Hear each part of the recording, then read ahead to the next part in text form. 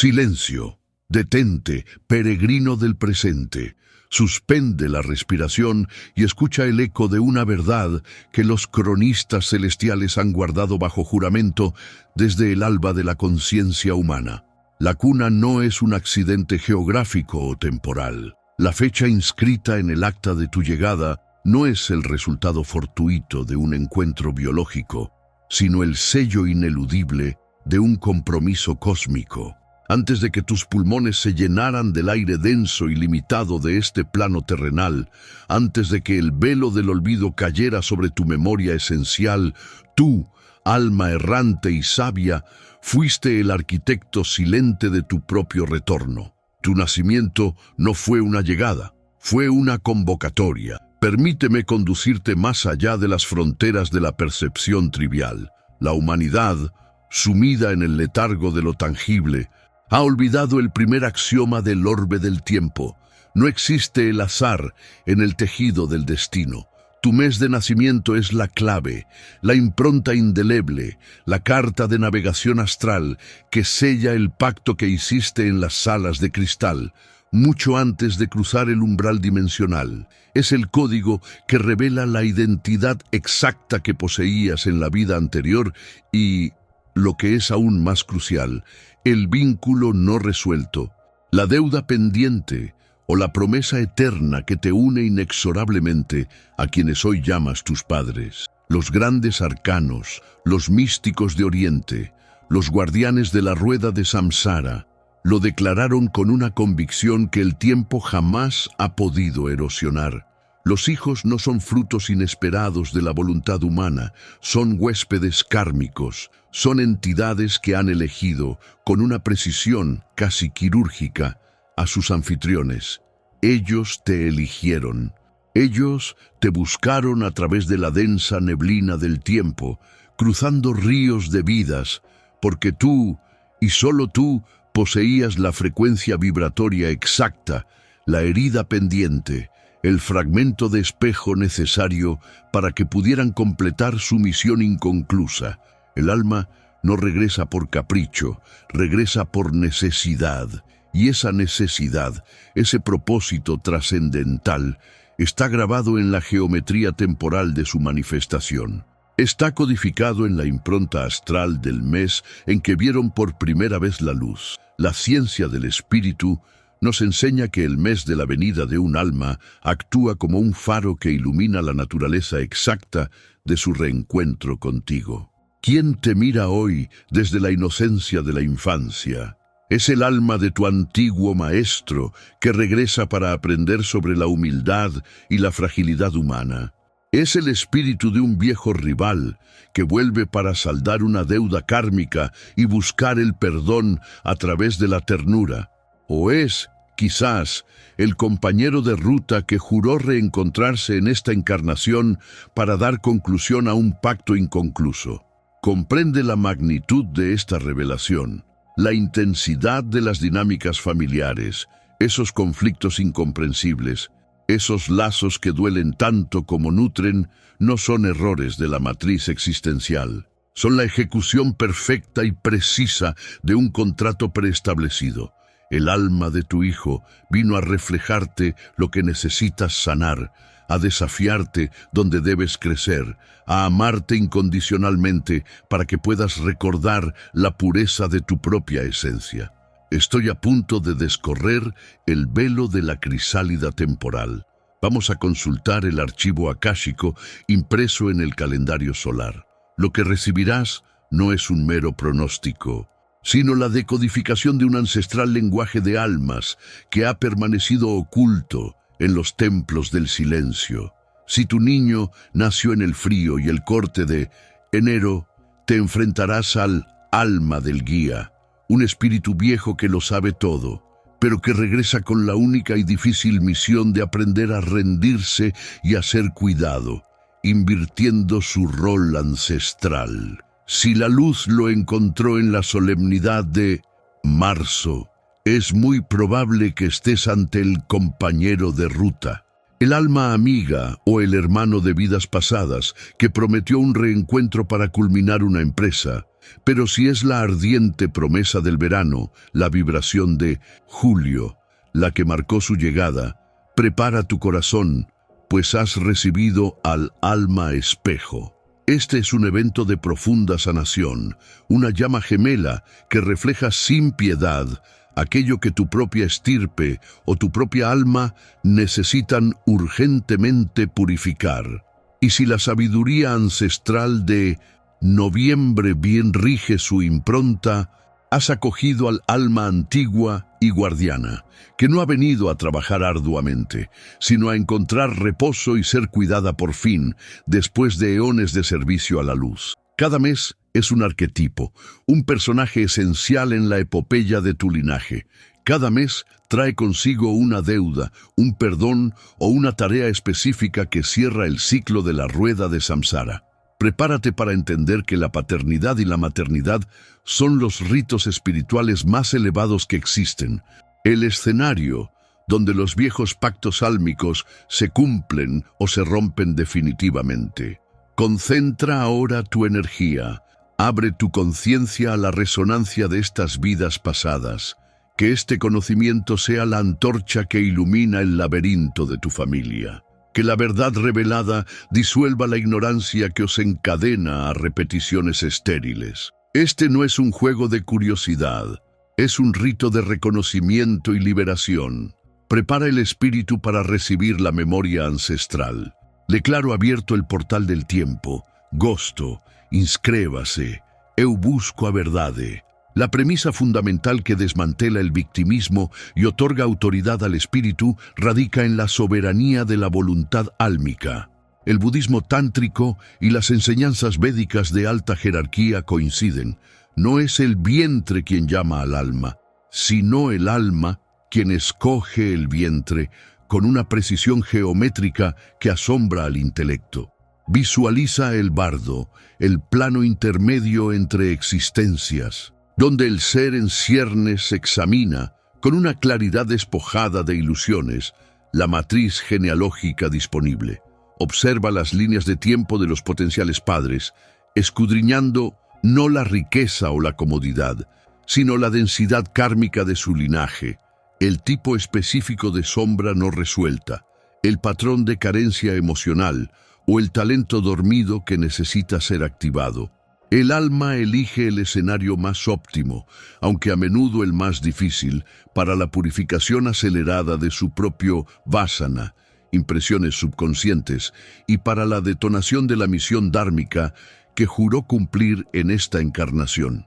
Esta elección es un acto de coraje cósmico, una declaración de intención evolutiva suprema, donde la fragilidad del infante es la máscara que esconde la determinación inquebrantable de un maestro. El hijo es el arquitecto de su destino, y los padres, las herramientas sagradas para la construcción de su liberación.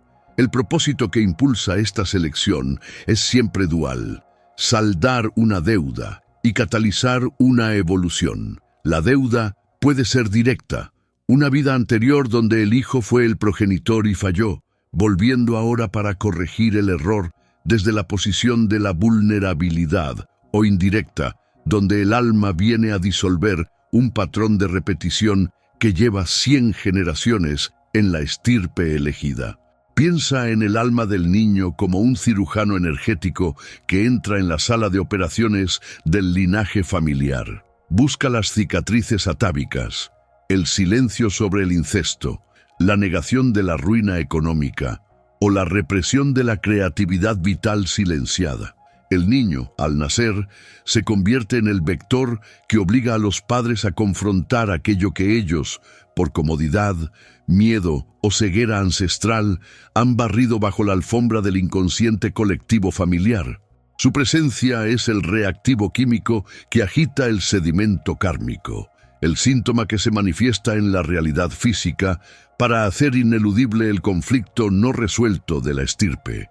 La enfermedad del niño, su temperamento indomable o su genialidad inusual son mensajes cifrados de la matriz, claves vibratorias destinadas a forzar la conciencia del progenitor a un nivel superior de responsabilidad. Comprender esta verdad es el primer paso hacia la alquimia interior y la transmutación del sufrimiento. El hijo no es un lienzo en blanco o un recipiente vacío esperando ser llenado. Es un espejo pulido que refleja las zonas ciegas y los pactos rotos del padre y la madre con una crueldad amorosa. Aquellos rasgos que más te exasperan de tu descendencia, su obstinación, su miedo crónico, su tendencia a la evasión o al drama, son casi siempre el eco magnificado de tu propia sombra o de la sombra que heredaste de tus propios padres. El alma del hijo sabía que su sola existencia forzaría al progenitor a emprender el camino de la autoevaluación radical y el perdón. Si eligió padres emocionalmente fríos o distantes, fue precisamente porque sabía que solo a través de la privación consciente del calor emocional podría finalmente activar su propia fuente interna de amor incondicional, rompiendo la dependencia de la validación externa. El niño llega para completar la tarea evolutiva que el progenitor, por miedo, dejó incompleta. El contrato es claro. Te ofrezco mi existencia como herramienta para tu despertar. Si tú me ofreces el entorno necesario para mi propia liberación, no temas la intensidad de las relaciones difíciles, pues son la evidencia de la magnitud del contrato. Las conexiones más turbulentas y dolorosas, aquellas marcadas por la incomprensión crónica, el abuso sutil, el abandono emocional o el rechazo manifiesto, son invariablemente el resultado de los contratos kármicos más densos y de mayor riesgo evolutivo, firmados con un consentimiento pleno en el plano causal. En el reino de la verdad, estas almas acuerdan un choque de frecuencias cataclísmico, sabiendo que la fricción generará la energía abrasadora necesaria para la liberación mutua. El alma que elige una vida de carencia extrema o de enfermedad crónica no está siendo castigada por una deidad vengativa, está ejecutando un plan de maestría que solo puede ser comprendido desde la perspectiva de múltiples vidas y la trascendencia de la materia. El sufrimiento se convierte en la herramienta del tapas, ascetismo ardiente que quema impurezas, y la relación parental en un laboratorio forzado de compasión radical y desapego. Cada límite impuesto, cada confrontación dolorosa y cada lágrima derramada en frustración o amor es un solvente místico que disuelve las ataduras de las acciones pasadas. Ahora sabes, la idea de que los padres educan a los hijos es una verdad de tercer orden. La verdad superior, la que te transforma, es que los hijos han venido a educar y liberar a los padres. Han llegado a consumar la alquimia de la estirpe. Esta revelación te obliga a cesar la queja y a asumir tu rol de estudiante perpetuo frente a la misión de tu hijo. Ellos son los maestros que pactaron el reencuentro en las esferas superiores, y tú eres el custodio del templo donde se lleva a cabo la purificación final. Medita sobre el día exacto de su nacimiento, la hora y el lugar, pues estos no son datos aleatorios, sino las coordenadas exactas de su propósito kármico y la llave de su mapa astrológico. Sin embargo, hay un último velo que debemos descorrer en este mapa sagrado, una herida que a menudo es la más profunda de todas. ¿Qué sucede cuando el alma elige a un padre ausente, a un padre que abandona el escenario o que se niega a honrar el contrato? ¿Qué pacto se sella con el vacío y cuál es la misión de un niño que nace bajo la sombra de la deserción? Esto nos lleva a la profunda implicación de los ancestros invisibles y la verdad oculta sobre la ausencia. El calendario profano es un espejismo para los incautos. Para el iniciado, el mes de nacimiento es el primer sello draconiano impuesto por las jerarquías kármicas al alma que desciende. No es la constelación lo único que habla, sino la matriz temporal lunar y solar que encapsuló el primer aliento. Este mes opera como el índice primordial de un pergamino ancestral, revelando el código de colores bajo el cual se manifestará la relación parental. Viene el alma a cobrar una deuda antigua, los meses de agua y tierra, manifestando la necesidad de seguridad y estructura, o a saldar un juramento de servicio que quedó inconcluso, los meses de aire y fuego, demandando libertad y reconocimiento. La elección del mes demarca la temperatura emocional del hogar. Por ejemplo, las almas nacidas en los meses de transición cardinal, marzo, junio, septiembre, diciembre, a menudo portan la carga de un divorcio kármico forzoso, obligando a los padres a confrontar la polaridad de la dependencia y la liberación de manera abrupta e ineludible. La energía cardinal del mes es la llave para decodificar la identidad previa del niño en relación con sus progenitores y la intensidad del tapas que deberá arder en el crisol familiar.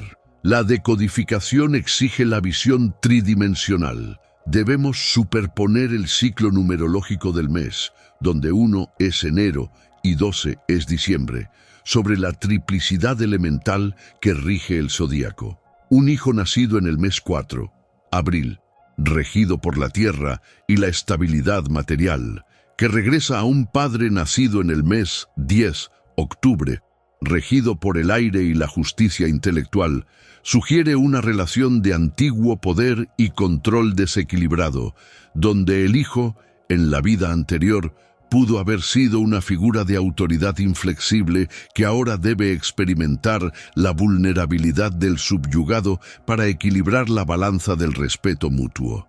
Los meses del 1 al 3, los iniciadores, los de fuego y tierra, indican la necesidad imperativa de restablecer la lealtad traicionada en los albores de una civilización pasada. Los meses 7 al 9, la culminación, los de agua y aire, revelan pactos de servicio comunitario o devoción que se han transmutado en cargas emocionales intergeneracionales que exigen el desapego radical. Es el número oculto del mes lo que susurra si el niño fue un acreedor de tu linaje, almas que exigen la restitución completa, o un deudor, almas que ofrecen el sacrificio de la sanación. Detente y observa el mes exacto con la quietud de un astrólogo ancestral. Si el niño nació en un mes opuesto al tuyo en la rueda astrológica, una diferencia de 6 meses exactos, la probabilidad de que haya sido tu rival directo o tu cónyuge de una unión destructiva en una vida anterior es abrumadora y calculada para forzar la sanación inmediata. Este es el pacto de inversión de roles más intenso. El alma que te guió, te juzgó o te amó obsesivamente en el pasado, ahora exige ser guiada y amada por ti, pero trae consigo la memoria subconsciente del poder que una vez ejerció, manifestada en berrinches o desafíos de voluntad. El mes 2, febrero, Acuario-Piscis, a menudo trae almas que fueron tus figuras de autoridad monásticas o académicas, volviendo como infantes para enseñarte humildad y fluidez emocional. El mes 8, agosto-Leo, puede albergar almas que fueron tus amantes trágicos y la intensidad inusitada de la conexión o el rechazo irracional en la infancia es la manifestación directa de un lazo emocional no resuelto que ahora debe ser purificado a través de la paternidad incondicional, transmutando la pasión carnal en amor trascendente. La conciencia de estos ciclos temporales no es mera curiosidad mística, sino el mapa de ruta infalible para la transmutación relacional. Si comprendes que el alma encarnada en un mes de agua, Cáncer, Escorpio, Piscis, fue tu familiar inmediato en un drama pasado, buscando ahora seguridad emocional y el cierre de heridas profundas de abandono, cesarás el juicio cuando te desafíe con la hipersensibilidad o la manipulación. Si tu hijo nace bajo un mes de fuego, Aries, Leo, Sagitario, revelando un alma que fue tu discípulo o seguidor leal que ahora necesita independencia feroz y validación constante, comprenderás que cualquier intento de dominación o control parental es un sabotaje kármico al pacto de liberación que firmasteis. El mes de nacimiento, al fin y al cabo, es la brújula que te indica la calidad de energía que debes irradiar para cumplir tu parte del contrato. Si la lección es sobre la verdad inmutable, meses de aire, tu deber es la honestidad radical y la comunicación impecable. Si la lección es sobre la estructura y el arraigo, meses de tierra, tu deber es la paciencia inquebrantable y el ejemplo de disciplina. Es ineludible. El alma ha calculado la coordenada temporal precisa para garantizar que los patrones de resonancia kármica con vuestra matriz energética familiar sean máximos, elevando la intensidad del trabajo interior a su punto más caliente. La elección del mes establece el campo vibratorio inicial, el marco del tiempo donde las cuentas pendientes resurgirán con la máxima potencia emocional. La recurrencia de las fechas en vuestros propios árboles genealógicos o las efemérides históricas coincidentes con el mes de nacimiento del niño no son coincidencias, sino marcadores crípticos del destino que atestiguan la necesidad de la purificación de la sangre y la liberación del apellido. Cada día 30 o cada día 1 del mes, el cosmos te recuerda que esa alma elegida lleva el estigma temporal de un contrato irrevocable. Pero el tiempo, aunque esencial para definir la identidad del alma, es solo una de las 3 dimensiones del reencuentro. Si el mes te dice quién regresa y cuál es la naturaleza de la deuda, falta la pieza final, la que ancla la misión en la realidad tangible y define la intensidad del desafío. ¿Qué nos revela la geometría sagrada del renacimiento y cómo el lugar exacto de la primera respiración, la ciudad, la casa, la habitación, actúa como el condensador final que sella la profecía kármica y determina si la liberación será rápida o penosa? Enero es el portal de Jano, la puerta de 2 caras que mira simultáneamente al pasado ancestral y al futuro ineludible. El alma que se manifiesta bajo esta impronta temporal, anclada en la disciplina de Capricornio, pero proyectándose hacia la visión de Acuario, no es un neófito kármico, sino un maestro fatigado que ha encarnado incontables veces, asumiendo el rol de pilar, sustentador y proveedor silencioso en los linajes de sus vidas anteriores. Su regreso en la cúspide del año, marcando el inicio del ciclo, simboliza la urgencia de una sanación que debe comenzar desde la base misma de la estructura familiar. Esta alma, revestida de una seriedad precoz, trae consigo la memoria celular de la sobrecarga, de haber ofrecido su propia energía vital como un sacrificio sistemático para sostener estructuras parentales defectuosas o colapsadas por el abandono o la guerra emocional. Por lo tanto, la deuda kármica de enero no recae primordialmente sobre el ser que llega, sino sobre la matriz familiar que recibe. Es su deber aprender a nutrir al nutridor, a proteger al protector, rompiendo el patrón ancestral de explotar o ignorar las necesidades emocionales de quienes, históricamente, han sostenido el peso del clan sin recibir nada a cambio, salvo más responsabilidad. La alquimia interior que exige esta coordenada de nacimiento es la rendición absoluta del ego del guía.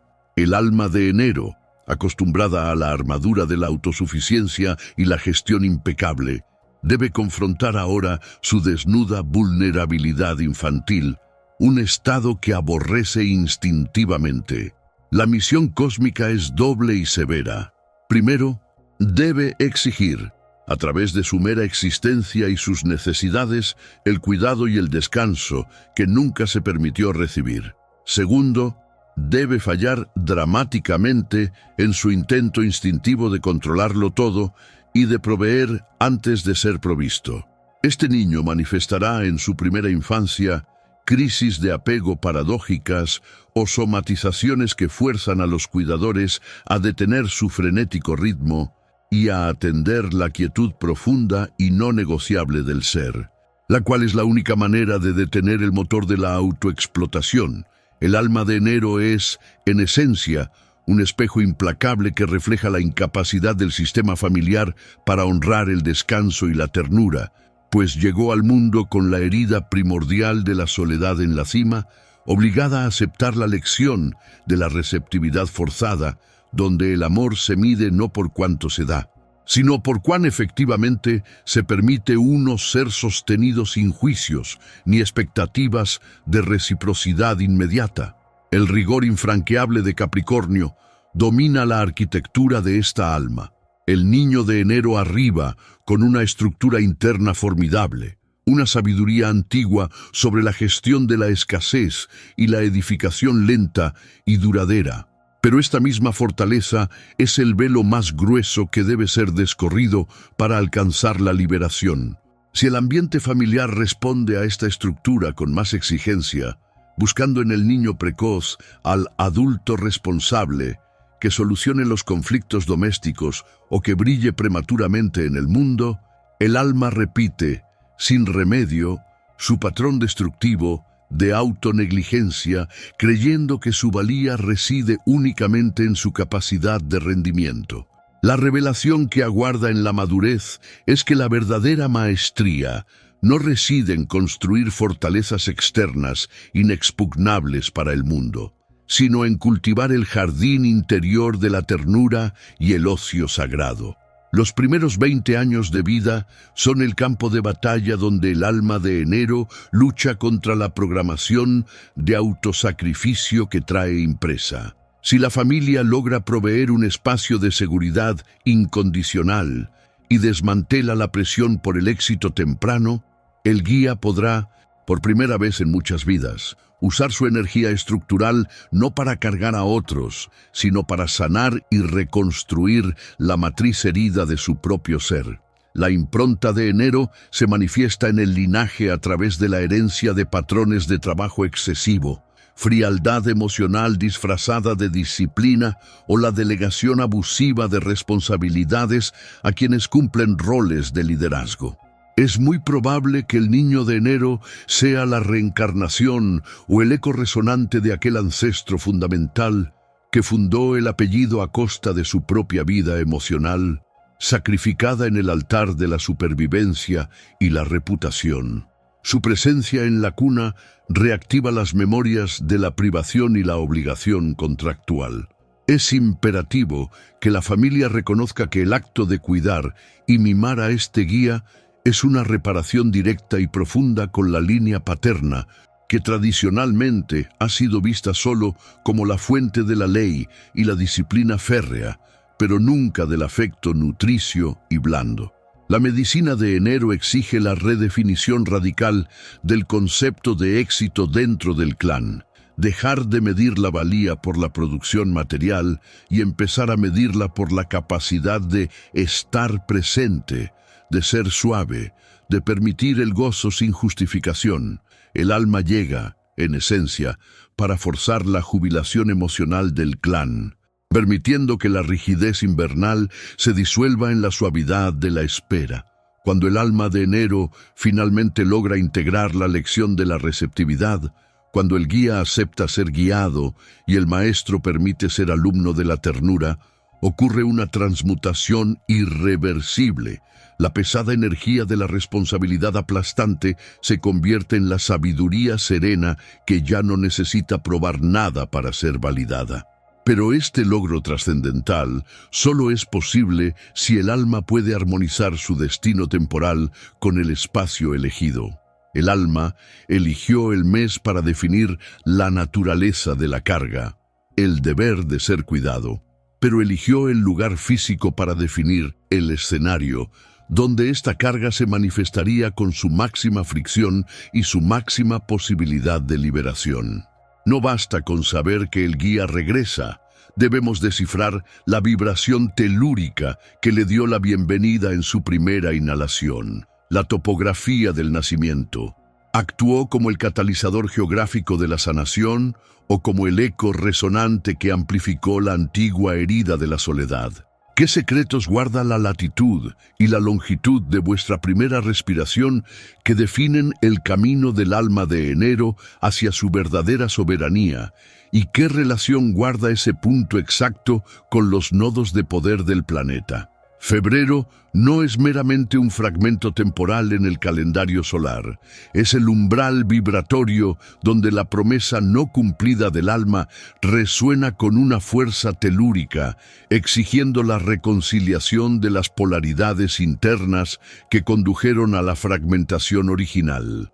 Esta promesa, el juramento de un amor perdido que volverá, no se refiere a la deuda kármica superficial, sino a un voto trascendental de reconexión con una fracción esencial de uno mismo que se escindió en el momento de un trauma ancestral de abandono o traición divina. Quienes nacen bajo esta égida traen consigo la memoria celular de una conexión sagrada, sea esta un socio de destino, un gemelo de misión, o la conexión primigenia con la fuente, que fue interrumpida abruptamente, dejando un vacío que solo puede ser colmado mediante la reconfiguración activa y consciente del campo magnético del corazón. Este mes obliga a confrontar el miedo visceral a la disolución del yo en la fusión, pues la promesa de retorno lleva implícita la condición de que el yo anterior, autoprotegido y blindado por la historia de dolor, debe morir para permitir que el nosotros sagrado o la plenitud interna se manifiesten sin reservas ni defensas. La alquimia de febrero exige la valentía titánica de retirar las armaduras forjadas en incontables vidas de decepción, abriendo la cámara secreta del alma que guarda no la herida misma, sino el mapa preciso y detallado para sanarla, recuperando el fragmento perdido, el cual a menudo es la propia capacidad de amar incondicionalmente sin la expectativa de reciprocidad mundana. El mecanismo mediante el cual el amor jurado se manifiesta en febrero es a través del espejo implacable que proyecta las dinámicas relacionales que prometimos trascender en el plano no físico. El amor perdido juró volver y lo hace camuflado en patrones repetitivos, parejas que magnifican el abandono, amistades que prueban los límites de la lealtad, o incluso vocaciones que demandan un sacrificio total del yo en pro de la otredad. La clave hermética reside en la comprensión de que la promesa no exige que el otro retorne físicamente a tu vida, sino que exige que tú te conviertas en el anclaje inamovible de la lealtad hacia ti mismo, una soberanía que se cedió en un momento de debilidad o confusión ancestral. El contrato oculto de febrero dicta que la curación solo se consuma cuando el individuo cesa de proyectar la necesidad de completitud en el exterior y asume la plena soberanía de su propia plenitud divina, reconociendo que el vacío sentido es un espacio intencionalmente creado por el alma para albergar la vastedad del amor propio que fue usurpado. Nuestra dinámica investigativa aquí nos obliga a rastrear el origen profundo de la desconfianza, identificando el instante primigenio en que el corazón aceptó la falacia de que el amor era condicional y trazando el linaje de los votos de soledad y autosuficiencia que ahora operan como saboteadores invisibles de la intimidad genuina y la conexión trascendente. Febrero, al ser el mes de la gran purificación, el involque espiritual del alma, requiere que la luz tenue de la promesa incendie y transmute los restos congelados de la desesperanza arraigada. Para que el amor jurado pueda anclarse de nuevo, es imprescindible una limpieza profunda de los canales emocionales y energéticos, una alquimia interior que dista de ser suave, y que exige el arder de las defensas erigidas a lo largo de las eras. La vulnerabilidad se erige como el crisol sagrado, donde la rigidez del miedo se funde en la fluidez maleable de la aceptación y la entrega. El mentor revelador os instruye a abandonar la noción limitante de que la vulnerabilidad es sinónimo de debilidad, exigiéndoos verla como el acto supremo de poder. Cuando el alma de febrero se abre completamente, sin reservas ni cláusulas de escape, está declarando al cosmos que ha asimilado la lección de la confianza divina, que aquello que es verdaderamente suyo, aquello que juró volver, es inalienable e imposible de ser arrebatado nuevamente. Esta es la manifestación de la fe radical que disuelve los escudos kármicos. Este proceso mesiánico obliga al nacido a reconocer que el amor que consideraba perdido es, en realidad, un amor custodiado en el plano superior, esperando el momento exacto para manifestarse en una forma más elevada, libre de las ataduras del apego mundano, la codependencia y la expectativa humana ilusoria. La revelación mística de febrero yace en el conocimiento arcaico de que la búsqueda frenética del otro es frecuentemente una distracción maestra orquestada por la psique. Los guardianes del conocimiento sabían que el gemelo o el amor prometido no es primariamente un alma externa cuya llegada te completa, sino que es la proyección vibratoria perfecta de tu propio estado cuántico de unicidad recuperada. Al jurar volver, lo que el alma verdaderamente prometió fue la integración activa de la sombra que te hacía sentir eternamente incompleto, creando una fisura energética que permitía la entrada a dinámicas tóxicas. Este mes desvela la técnica ancestral para atraer esa energía de retorno, la coherencia cardíaca absoluta, un estado donde debéis alinear vuestro corazón, mente y voluntad en la frecuencia exacta de la gratitud anticipada, actuando como si la promesa ya estuviera cumplida en el ahora. Esta técnica neutraliza la polaridad del drama y permite que la vibración de la unidad, el verdadero amor jurado, se manifieste no como un suceso fortuito, sino como un estado permanente de gracia interna. El conocimiento prohibido de febrero es que la llave para desactivar la herida de la separación reside en reescribir el guión del abandono, transmutando el recuerdo del dolor en el reconocimiento consciente de la lección maestra que impulsó vuestra ascensión. La contextualización profunda del mes de febrero nos ancla en el punto cero de la transformación afectiva. Es el delicado puente entre el frío introspectivo de enero y el estallido vital y activo de marzo. Su promesa de retorno es, en esencia, la activación del patrón de la ascensión personal, obligando al individuo a elevarse al plano de conciencia donde la traición, el miedo y la carencia se vuelven imposibles de sostener. Para alcanzar esta soberanía inquebrantable, el nacido en febrero debe descifrar el lenguaje secreto codificado en su propia historia de amor, respondiendo a la pregunta ancestral: ¿cuál fue el coste exacto de la primera fragmentación?